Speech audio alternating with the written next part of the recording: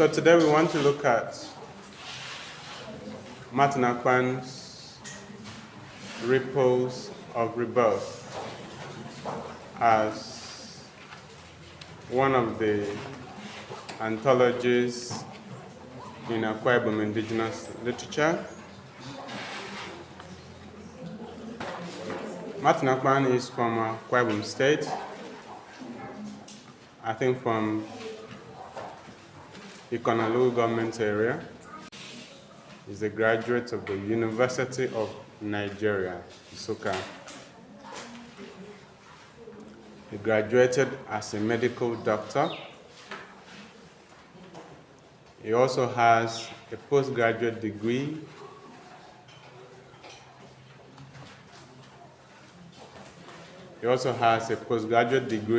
in family medicine from Texila American University. Apart from being a medical practitioner, Martin Akpan is a novelist and a poet. He's a creative writer. He has joined the League of the medical practitioners who are into creative writing and has been very successful at it. Some of his published works are Brainwaves at Dawn. Brainwaves at Dawn. Some of his published works are Brainwaves at Dawn, published in 1992. Mixed Strokes, published in 1998. Mixed Strokes, published in 1998. Good Night, Africa. Good Night, Africa, published in 2009.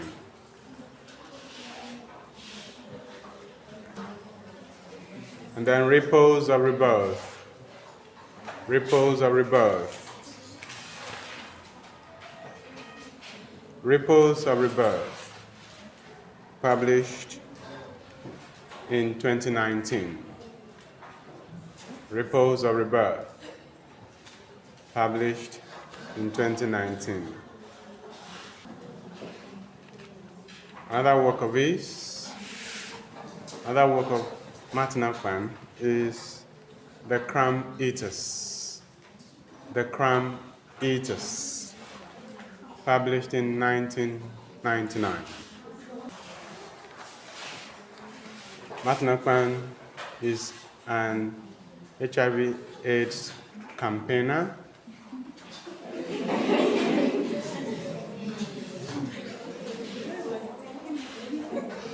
having been chairman of the State Action Committee on AIDS, having been chairman of the Akwa Ibom State Action Committee on AIDS.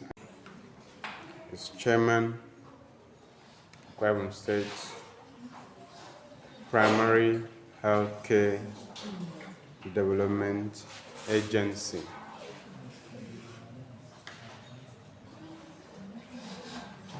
aka SPHCDA.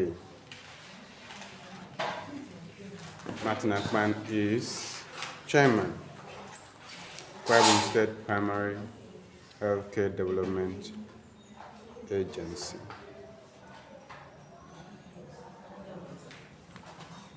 Today we want to look at his work,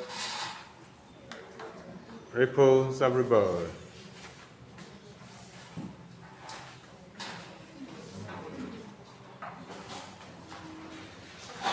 Ripples of Rebirth. And we do that by reading some of the poems, the anthology, and offering some explanation on them. The first poem we would like to read is entitled The Sycophants and can be found on page 33 of the collection.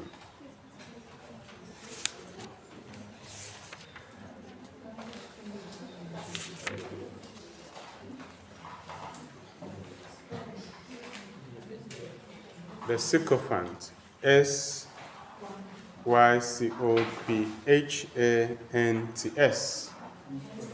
The Sycophant.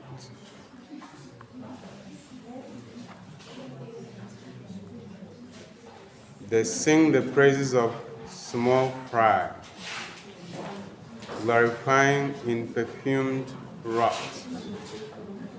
They exhume carcasses of ineptitude for saintly canonizing. We hear steady movement of tired feet, of barbarians and impotent midgets, who trample our hopes with insensate orgy, scampering for confetti and medals on the backs of these idle singers. O spoils of our grown brats, it's time to wake up from your self-inflicted hypnosis. Clear your minefield of satanic delusion and bury the ghost of impotence and rot. The poem is organized in 3 stanzas. Martin Akpan's The Sycophant is organized in 3 stanzas. The first stanza has 4 lines. The first stanza has 4 lines. The second stanza has 5 lines.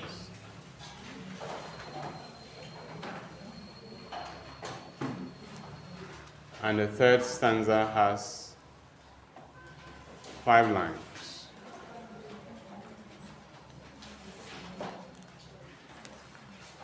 The background to the poem can be found in the political realities of our time.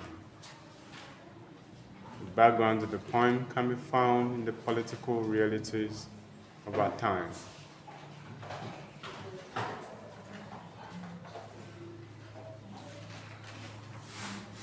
One of the political realities in our time is pressing. That's excessive pressing, inordinate pressing that's given rise to the phenomenon of sycophancy.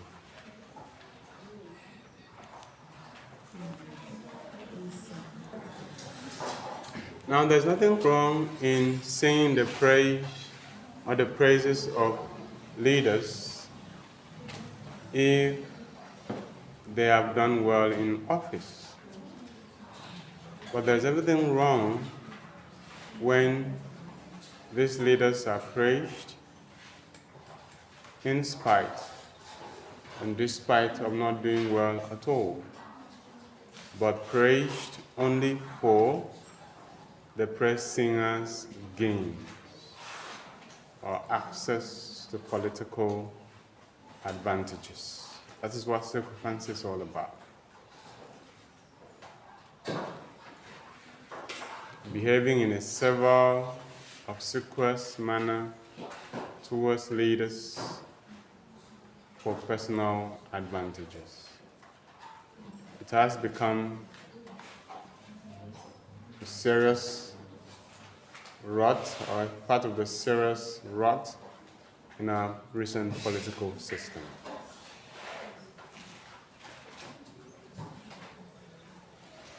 And so this phenomenon is taken up by Martin Akpan in the poem The Sycophants. He is criticizing in this poem those individuals who do not find anything bad about whatever leaders are doing. They justify Some of them are on the payroll of government, and their duty is to justify all government actions, no matter how bad they are.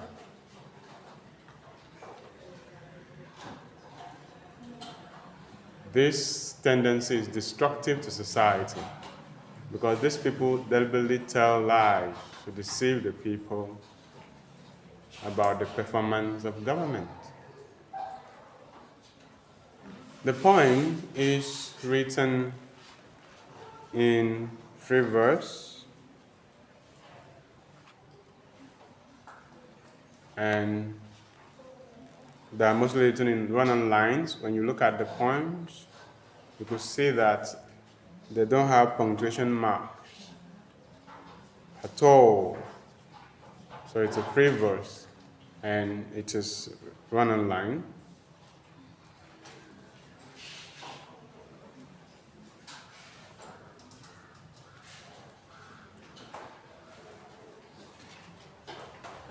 So the first stanza says, they sing the praises of small fry, glorifying in perfumed wrath. They exhume carcasses of ineptitude for saintly canonizing.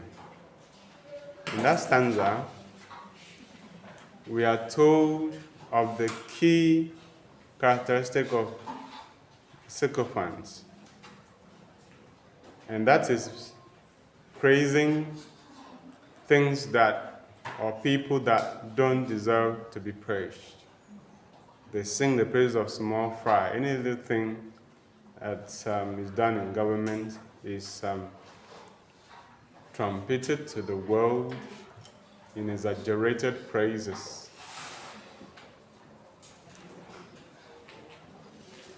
Glorifying in perfumed wrath. Perfumed wrath there is an instance of oxymoron.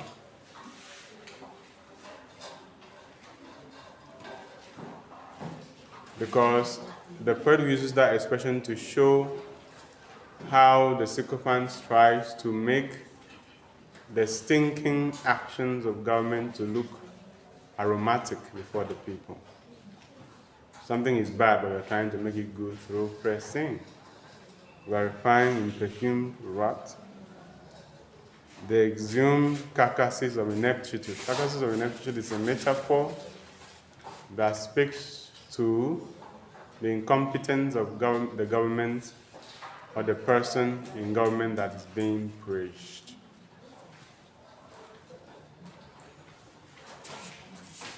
So these sycophants go about looking for whatever they can praise about the government for unselfish advantages. And why do they do this? For saintly canonizing. They want to leave records of achievement for the leaders where there is no record of achievement at all. So you could see how injurious sycophancy is. And this poem is more or less creating awareness about this problem in society, and of course indirectly asking well-meaning individuals who love society and its development to eschew it. Second stanza. Of course, this is the point. Second stanza says, we hear staid movement of tired feet,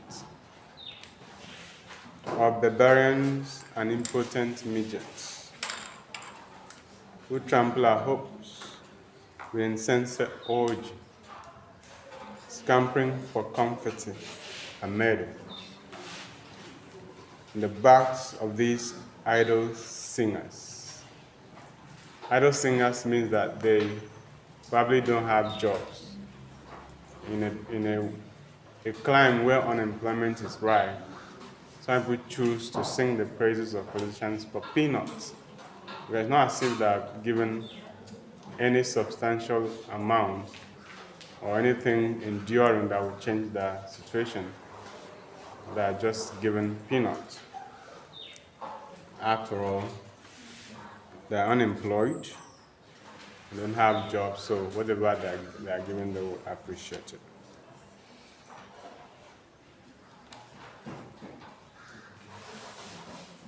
Oh, spoiled wagon brats, it's time to wake up. So in the final stanza, the poet is telling the people to wake up to the realities of what sycophancy is doing in society.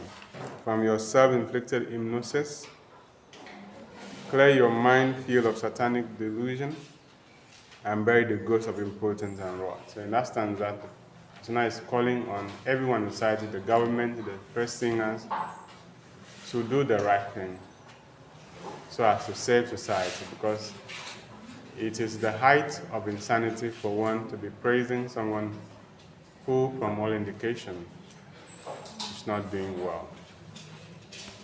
The next one we would like to read is Dialogue with Niger on page 17. Dialogue with Niger on page 17. So this poem is stylistically unique in the sense that it is written in the form of a dialogue. And the characters to the dialogue, the characters involved in the dialogue are Niger's son and Niger. Happy birthday, Father. Thank you, son. Can you say you are proud and fulfilled father of 58? Sure. A proud father of 180 million children. It is not a mean feat, son. Certainly not, father. Sadly, some observers think you are still crawling at 58. Others opine that you are running at snail's speed. Still others insist that instead of mastering how to run well, you are opting to fly, a bird with borrowed wings.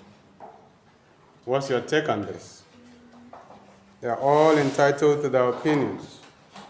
I know I have made tremendous progress these past 58 years. I think so too. Whenever I imagine the suffusion of gargantuan challenges that the family is inundated with, I feel pity for you. I don't know how you manage to still stay afloat. I wish all my children were to think like you. Instead, they are buffeting me in all directions, as if it's easy to feed 180 million ravenous mouths.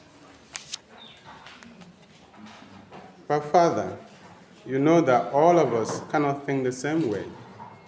In fact, it's possible that if some of my siblings didn't give you some spanking, our situation would have been much worse than this. Therefore, abante e Bible. I won't meet to aka mem eba iwo. Niger fuming. How do you mean, son? Are you implying that I'm not taking good care of you? Niger's son. I didn't say so, father. But are you convinced that given your enormous wealth and riches, we are getting our fair share? Niger's son. Niger, son, don't be saucy and don't give me the impression you are an ingrate. Upon all the things I have done for you, you and your siblings can't show the slightest appreciation. Niger's son. What things are you talking about, Father? In the area of education, the gateway to self-actualization, for instance. Have I not done well? My dear son, don't even go there, Father, because your score there is F9. How can you say that, son? You're unfair to me. With all the sacrifice I've made in education, my dear son, Father, I'm not alone in this assessment. Your mates and the global watchdog say so. We are in a global village, and all our actions or inactions are now in the public domain. Are you not aware that as we speak now, most of your children are home because their schools have been shut down owing to decaying infrastructure and other sundry problems? You want to know how you fare in other areas? Now just go on and tell me, Mr. Too Sabi and just son. Well, I will just mention a few. Do you know that with all your wealth and at your age, we are one of the most impoverished in the world? Father, you may not be aware, but the World Poverty Clock shows that we have overtaken India as the family with the most extreme poor people in the world. Yet, the population is 7 times ours. That means nearly 50% of your children are living in extreme poverty. What an irony. A rich father with poor children. To compound matters, at the rate you are producing children, we shall become the world's 3rd largest family by 2050. Meaning we are unlikely to meet the United Nations Sustainable Development Goals target of ending extreme poverty by 2030. You also know that although the global average income is about $50 per person per day in this family, half of us live on the threshold of poverty with under $2 a day, while 2/3 are in extreme poverty at about $1 a day. Can I go on, Father?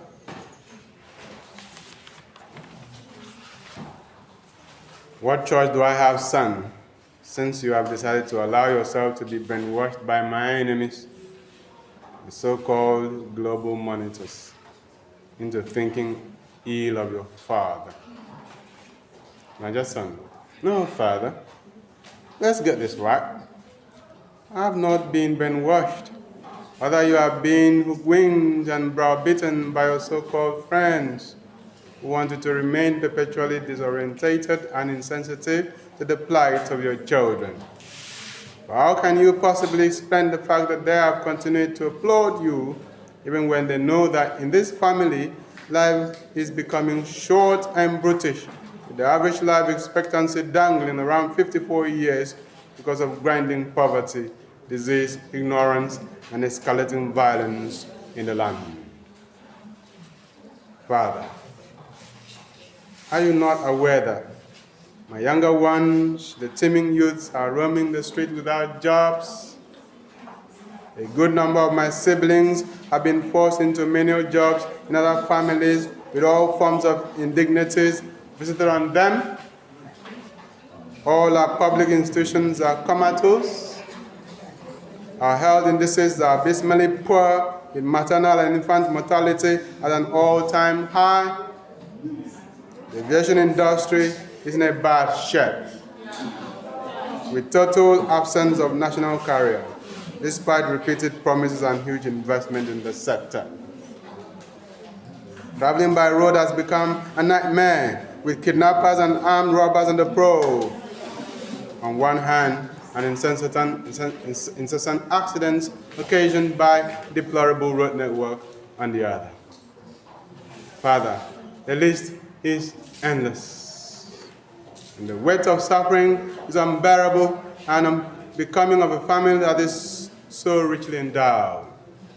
A family which prides itself as the giant of Africa and which has earned as much as 7.93 trillion, that is 26 billion, from oil exports between January and July this year, making it the 6th largest revenue earner among OPEC member families. Niger, son, are you serious that these are the realities on ground? Niger, son, father, I'm more than serious. These are stark realities.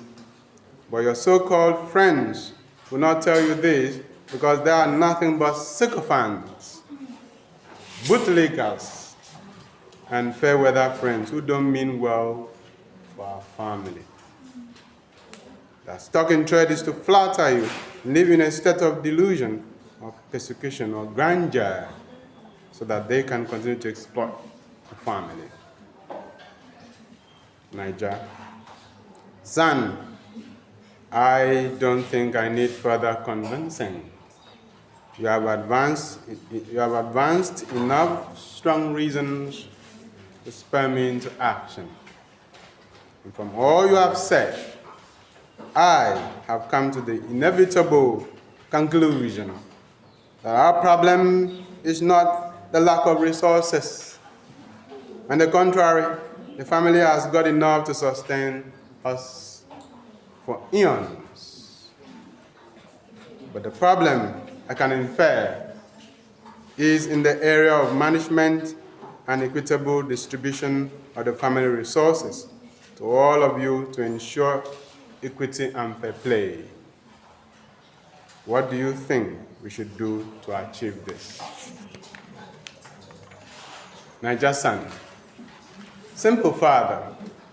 First, we have to come down from the utopian height to which we wittingly or unwittingly shot ourselves over the years.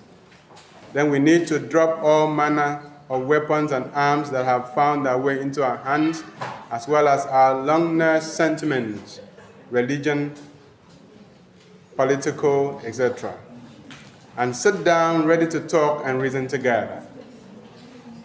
Call it family dialogue if you like. The important thing is to jaw and not war in finding a lasting solution to the perennial problems of this family. The times call for absolute sincerity on the part of all. Niger, splendid idea, my son. You are the true son of your father. Family dialogue is a sure way forward. All your siblings need to be told to lay down their arms and embrace family dialogue. But without peace, no meaningful progress can be made. Your brother at the helm of affairs may not have the charisma of my first son, Namdi. He may not also be endowed with the flawless oratory of Emeka or the inventive managerial skill of Obafemi, but he is the one at the helm of affairs for now. You all need to cooperate with him to ensure unity and oneness, peace and justice if our great family must regain a lost glory. Niger, son, thank you, Father. Family, may we rise and toast to the health and well-being of Father at 58. Long live Niger. So that is the poem, Niger, dialogue with Niger. So in this poem, Martin Akpan allows us to reflect on Nigeria's political and economic realities.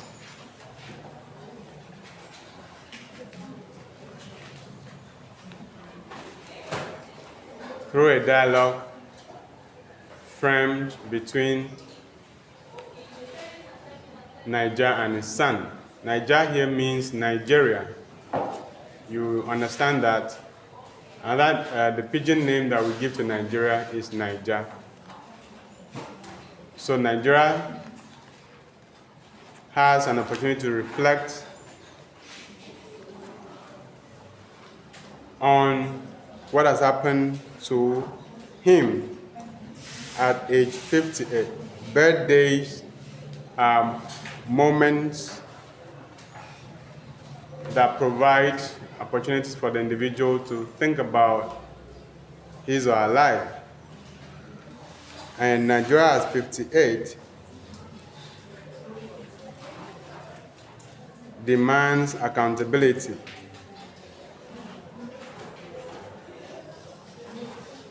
A 58-year-old man has to sit back and reflect what he has achieved and what he has failed to do.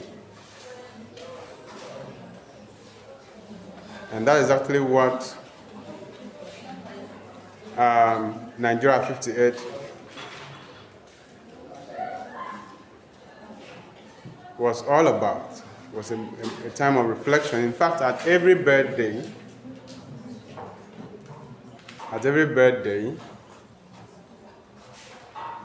the individual has to sit back. Instead of drinking and jumping, you just reflect in gratitude and think about your life. That's what I normally say, think about your life and what you are supposed to do next, how you can strategize for the future. It's not the time for you to drink till you are not seen anymore. You don't hear what is happening in the world of the living anymore. So birthdays are usually moments for reflection. That is what this happened. I think Nigeria was 58 in 2018. And that was when this poem was written and then published the following year, because this book, Ripples of Rebirth, was published in 2019. So you take note of that. And the dialogue reveals the ironies and the paradoxes that have characterized Nigeria, what we call Nigeria. It is seen that Nigeria is blessed with natural resources. Nigeria is blessed with human resources. But the wealth that Nigeria has not been a blessing to Nigerians, but it has rather been a curse. Because at 58, Nigeria has little or nothing to show in terms of education, healthcare, aviation, science, and technology. At 58, we are still dependent on the West. We still look up to the West for most of our products. In fact, we don't even have a sound economic strategy or policy. Most Nigerians live below poverty line, as analyzed in that point. Most people in Nigeria could not spend $1 a day, as at that time. $1 was just maybe 120 naira or 150 naira. They couldn't spend it in a day, being that they live below poverty line. And all these problems are caused by our leaders who cannot manage their wealth and their human resources well. They plunder it, they loot it. Some of them side with the Europeans and Americans to loot the resources. Some of them collaborate with Western powers to destroy the country because they don't have ideas of their own. They simply depend on what the white men have told them. So the Nigerian education system is in shambles. Students are always on strike. There's hardly a year that will pass by without us declaring strike. That shows that there's something wrong with the education system. The lecturers are not well paid. The infrastructures in the university are decaying. You don't have enough space for students to stay and learn. And when you put all of this together, you see that it is partly due to lack of funding and partly due to poor management of the available funds.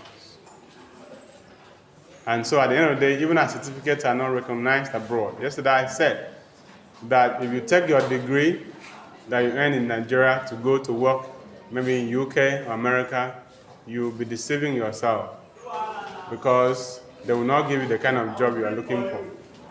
They will definitely downgrade you unless you now decide to go to school there, be educated in America, in Canada, or in Europe. It's only when you get that certification that they will now elevate you and place you where you're supposed to be. Otherwise, with the Nigerian certificates that you have, you simply sweep the floor, clean the toilets. Okay?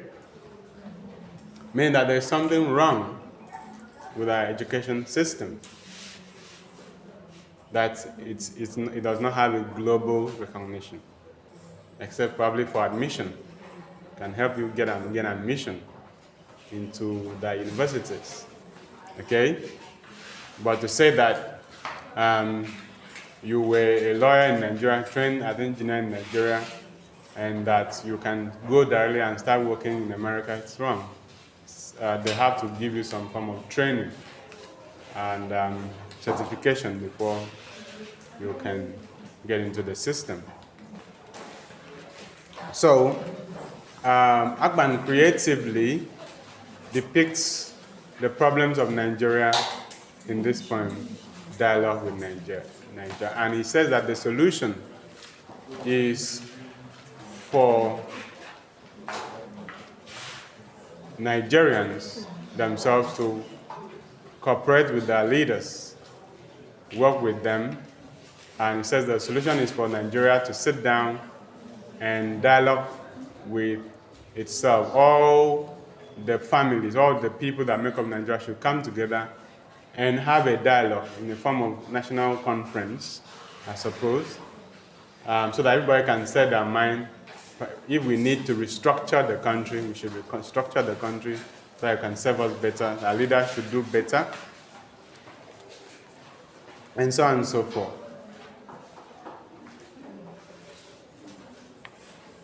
So, this is an instance whereby poetry gives a response to the realities in society. And this kind of poetry is what we call poetry of social commitment, because it deals directly with the problems of society and how to solve them. So in this poem, Akpan has raised burning issues about Nigeria's problem on occasion of Nigeria's birthday: unemployment, youth unemployment, kidnapping, robbery, insecurity, poverty, hunger, poor healthcare system are all the issues that confront the average Nigerian. Students graduate with, there's no hope for them to have jobs because probably the jobs are unavailable in the first place, and for the jobs that are available, that they were not trained for those jobs. So Nigeria needs a serious restructuring for it to get better. That is what this poem says. So instead of being pessimistic, we should be optimistic by looking at our environment and seeing what we can do to better our situation. That is what the poem is all about. Our leaders must be people who are interested in developing society, not developing their pockets. And we should have Nigerians who are as bold as Niger Sun. Because if Niger Sun does not tell Niger exactly what is happening, Niger will still think that it is the giant of Africa and is doing well. Like they have been pressing it, oh, Nigeria is the giant of Africa. We have 180 million people. I think now we are over 200 million. Okay? You are the king of Africa. But your people are living in poverty. Can't afford a meal a day. So what kind of giant is that? So that's why Akpan says you need to descend from the height that you place yourself and come down and see the realities on ground. It's when you begin to appreciate that you're not doing well as you've been told. That's when you'll be able to sit up to do the right thing. So we move on now and read Bad Belle on page 56. Bad Belle, page 56.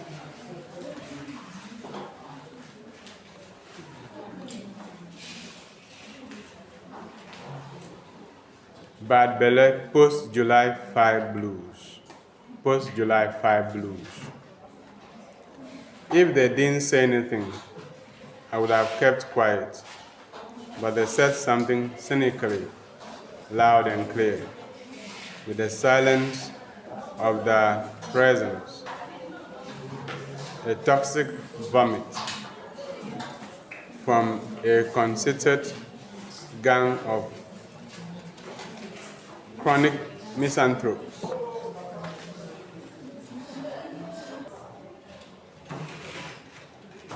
Wings, the silence developed and into the subconscious flew, giving a voice of tympanum of the blind, echoes of warped minds and seared conscience.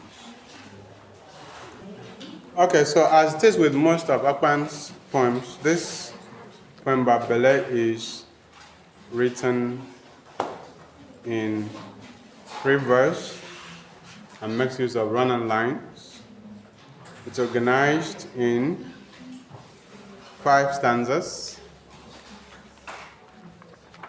It's organized in 5 stanzas. Stanza 1 has 2 lines as a couplet. Stanza 1 has 2 lines.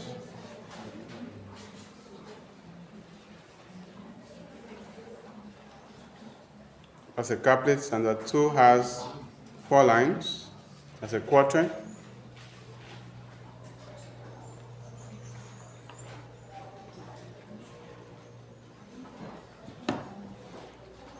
Stanza 3 has 3 lines as a tercet.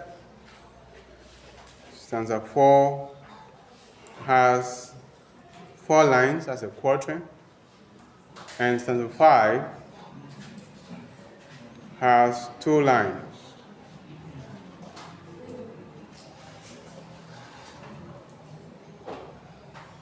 Okay, so the circumstances surrounding this poem, the social circumstances surrounding this poem are not clear.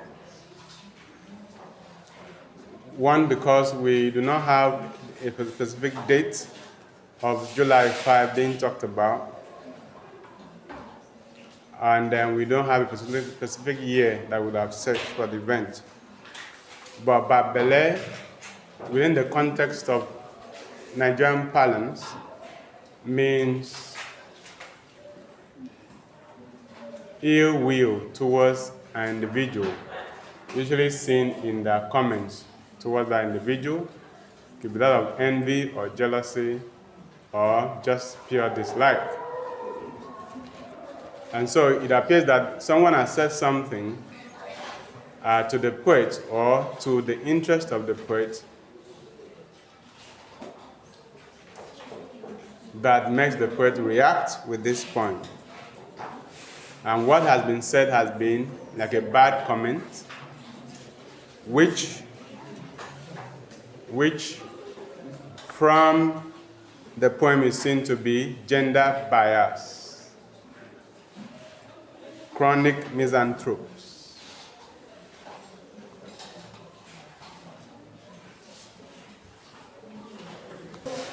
The misanthrope chooses to be alone and usually express dislike for other people.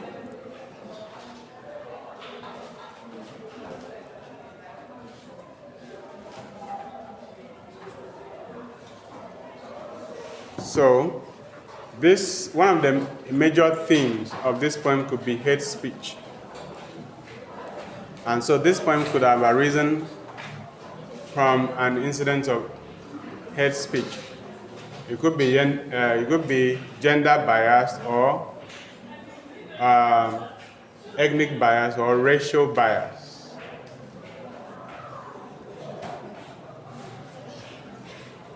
And so the poet is condemning this particular type of bad belly.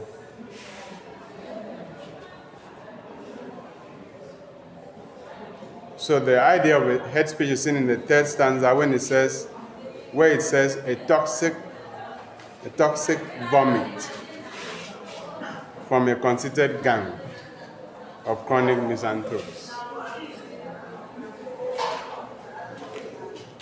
So this poem is like a call for us to be careful of our speeches. Make sure that it does not hurt other people, because words do hurt other people. And not everyone has the ability to react to whatever is said about them. The next one we want to look at is At My Tama, at page 62. At My Tama, at page 62. At My Tama, so on page 62. My Tama is spelled Maitama, at My Tama. Lost, floridly dressed in the ennobling robes of love, crashes into the arena, panting and salivating, inhaling a humid stream of putrid air from the admixture of perfumes and sweat of scented youth, amidst the hotbeds of seething passion. The ears of the night are wide open to the screech of dancing lip steps as eventide echoes a pulsating scream of orchestra, the symphony, the body flexing, and the plopping kisses awaken the sensorial stirrings into resurgent nirvana. The heaven becomes heaven, blissful, surreal, and sublime, but without its innate sacredness and heavenly glory. The gods are having a field day, while men and women eyelessly surrender to soulful ascension into cloud 9. In the midst of this reverie, the adversary strikes and hijacks the show, sending the frolickers into retroviral hellhole. All right, so this poem, At My Tama, talks about a phenomenon that the poet criticizes in his society, which is whoring or prostitution.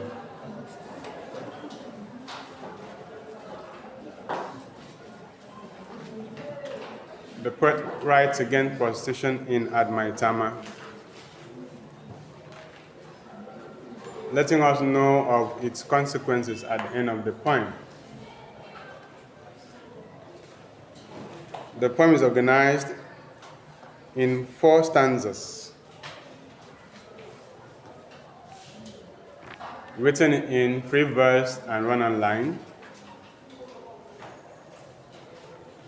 The opening sentence is quite imaginative. Lost, floridly dressed in the ennobling robes of love. shows personification because lust is personified, because it is dressed like love.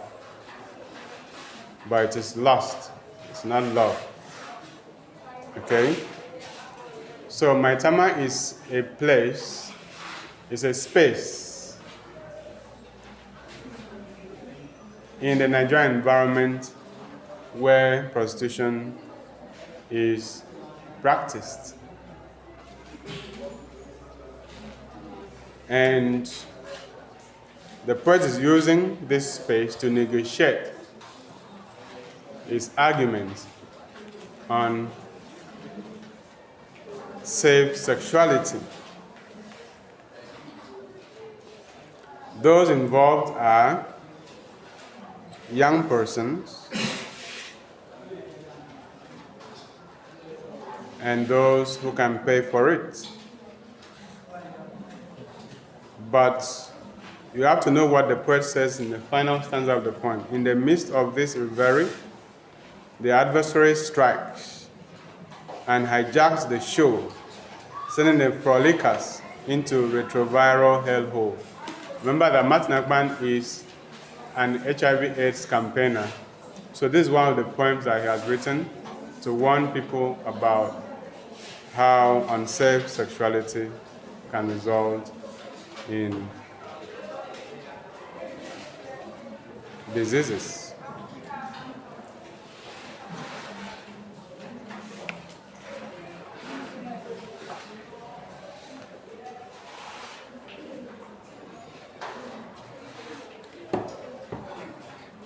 The next poem we would like to read is Selection. Selection. This is the poem Selection is found on page 68.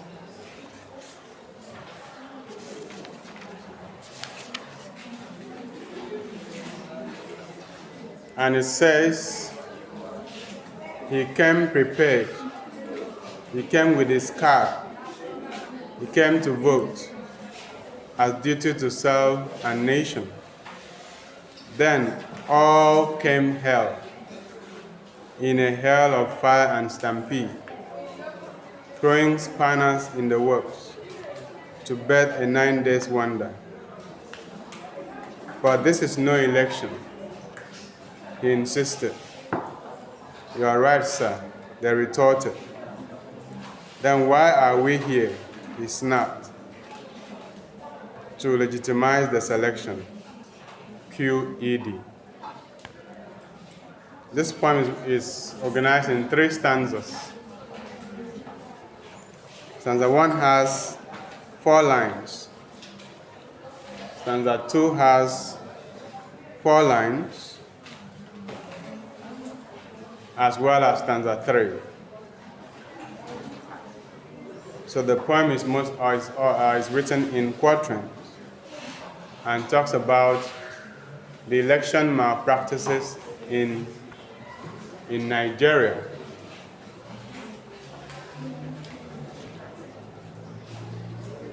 From the title of the poem, you could see that the poet sees election as selection, not election. It is selection, not election. So most times elections do not happen, they just select people. There's no votes. Even from the last presidential election, there were issues.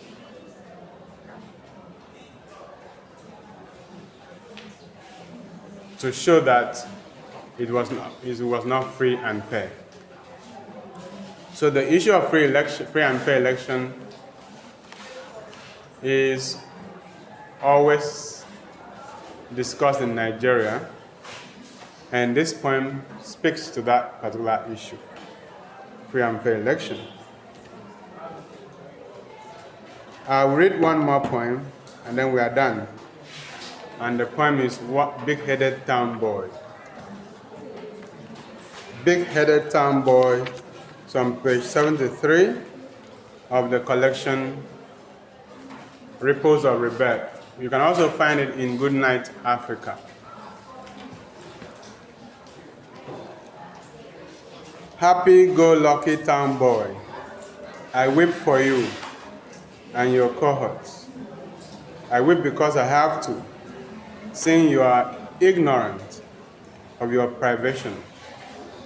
Your life is empty and bereft of death because it's anchored on arid grounds without the manure of our culture and ancient values. I do not envy you, son of a townie. How can I, when you are suffering under the incubus of damaging acculturation, which you mistake for sophistication? Poor boy, you are carrying the cross of ignorance into the Golgotha of a blighted future. Randy boy, when last did you visit your village or your popsies, as you are wont to call it, to pluck and eat mbritem? Or are you still sucking at the bar of chocolate that may give you caries and mouth odor? I was in your village the other day. I saw your homestead in a desolate state, deserted and overgrown with weeds. Your grandma expressed concerns about your whereabouts. She's not even sure you can trace the way to your compound. What are you still doing in the city? My friend, I came to tell you you're missing a lot in the village, the first center of learning and civility. That your grandpa, whom you dismiss as an ignoramus, is a fountain of great values and lasting treasures. That your grandpa, whom you dismiss as ignoramus, is a fountain of great values and lasting treasures. Child of the city, just in case you think you know so much, I have a few elementary questions for you. The banana you eat with so much relish, do you know the sucker that bears its fruits? If I may help you, the answer you need is buried in your village plantation. I guess you know the broom, that sweeping brush with a head of twigs and brittles, which you are forbidden to touch, because sweeping is the house help's chore. But will it make any sense to you if I inform you that the broom with its finer cousin, Ifet, is sired by the oil palm which abounds in your village and which also donates ifang for making nkereng and ikat? Poor you, your town school has no handicraft teacher to give you lessons on this. You've seen the flame dancing on mommy's cooker and smoke billowing up the chimney, but you don't know the fire that roasts the corn and smokes the fish, because you hardly stay in the village, where grandma can ask you to go fetch firewood for cooking and fodder for the goats. Let me tell you some home truths. Your education is grossly deficient because it lacks the ingredients of traditional upbringing and the norms and ethos of your people. Your books are all imported from the white man's land. I do not quarrel with that, but have you tried to balance your learning with nuggets from Ian Amaku or Mary J. Edet? Is Udabarikan or Mutanda Yom Namundo still in your syllabus? If not, how will you learn our traditional songs and folklore? So, when I was like you, Nay woke me up from sleep at cockcrow with the king. I carried my calabash to the village stream to fetch water from the homestead. But today, in your shielded town nest, the cane is a taboo, a negation of the truism that he who spares the rod spoils the child. When I was your age, I walked the bush paths with my bare and tender feet and explored the woods for wild fruits, unafraid of any harm, because I learned early from Ne Egbo idiom and Ete Sokwo, those you call illiterate villagers, to recognize and identify spikes and thorns of Mbarekbe and Mbiasaka, and even the smell of reptiles and wild animals. At your age, son, the golden seeds of the dignity of labor were already sown in me through scrubbing the mud floor of grandma's house with ndemidong and weaving ikat and caring from handicraft in my village school. I also cultivated endurance and toured the force by trekking the grueling distance to Rua Adedi Bank and crossing Akpan with a mere bamboo bridge, with Akpan of cassava well balanced on my head. Now, how many miles can you endure to the village stream to explore its watery depth with Ngokoro and Ukum? Can you recognize and gather the edible fern from its banks for your mother's cooking, or flavor a soup with little catch with your ansam or worm? I don't know if you can even recognize the electric fish, or will you mistake the eel for a snake? Ajebota, your ignorance is great, and greater still is your lack of recognition of it. Tell me, if I take you to the bush, will you not jump carelessly into a colony of ntan and incur its itchy rough, or because its wares are alien to you? Can you differentiate between Utiniwa and Akpokpo? Do you even know the nutritional value of Iba Mpenaina? I can see you are lost, because to you this sounds like speaking in tongues of the Pentecost experience. In our childhood days, we celebrated the moon and its stellar lineage. We drummed and danced to herald a new moon, the harbinger of communal love and fortunes. We sang moon songs and staged moon plays to inculcate communal values. But today you spend long hours glued to TV screens and internet, watching blue and red films. To unlearn these values, how can you find your moral compass among your newfound heroes, or morally depraved? My friend, you speak big grammar of a Yunbo country, but your native language remains an anathema. You call your grandparents mothers, grandma. What then is the place of Ne and Newo, which rekindle love and consanguinity ties? Child of the city, does this not bother you?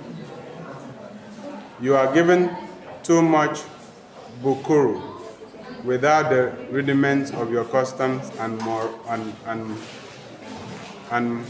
mores, the basic nutrients of knowledge. I pity you, city champion, for your ignorance and follow, but I pity your teachers and parents the more for thinking they are doing you a world of good by detaching you from your roots. I pity all of us. Okay, so this poem is creative in the sense that it is directed at the younger generation who are being told to go back to their roots, to learn their culture and tradition, and not stay in the city, polluted city that is depraved with the Western values, which are inimical to the growth and development of the child. So this is where we bring our class to a close. When we come back, we take another poem, another author. Have a blessed morning.